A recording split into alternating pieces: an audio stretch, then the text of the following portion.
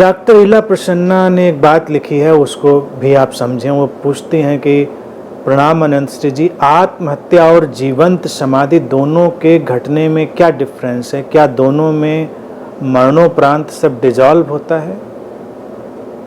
मरणोपरांत तो सब कुछ डिजॉल्व होता है, चाहे आत्महत्या करिए, चाहे मरिए सामान्य रूप से, चाहे गोली मारिए खुद या कोई और मार दे।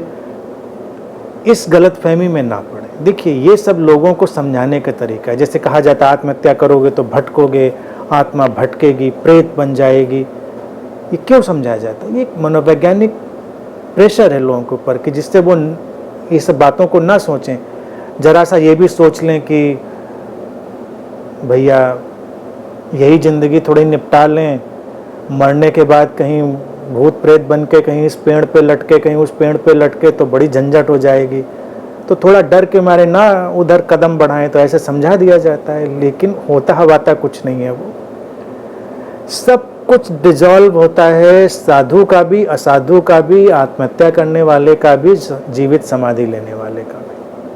अंतर बस इतना है कि जब कोई जीवित समाधि में प्रवेश करता है तो वो उसका सचेतन चुनाव है।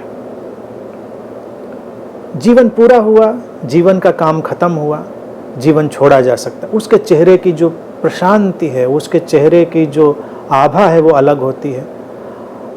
अवसाद से जो आत्महत्या में जाता है, उसके चेहरे की निराशा, कुंठा, वो सब भी झलक रही होती है।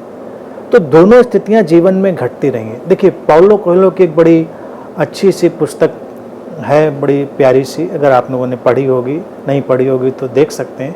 Veronica decides to die. वो इसी फिनोमेना को एक्सप्लोर करती है।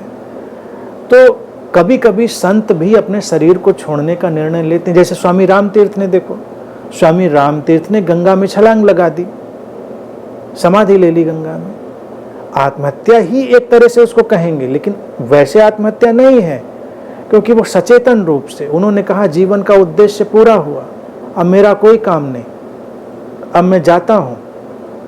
गंगा में प्रवेश कर गए, चले गए, उद्देश्य पूरा, बात खत्म। सचेतन है, प्रसन्न है।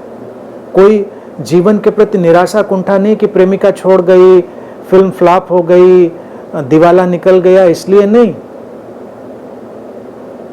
ज्ञानी है, ठहरे हुए हैं, काम खत्म, अब जाने का है। अब हो सकता है किसी का मन हो, मैं तो चुनाव ये प्रस्तावित नहीं करता हूं कि ये चुना जाए।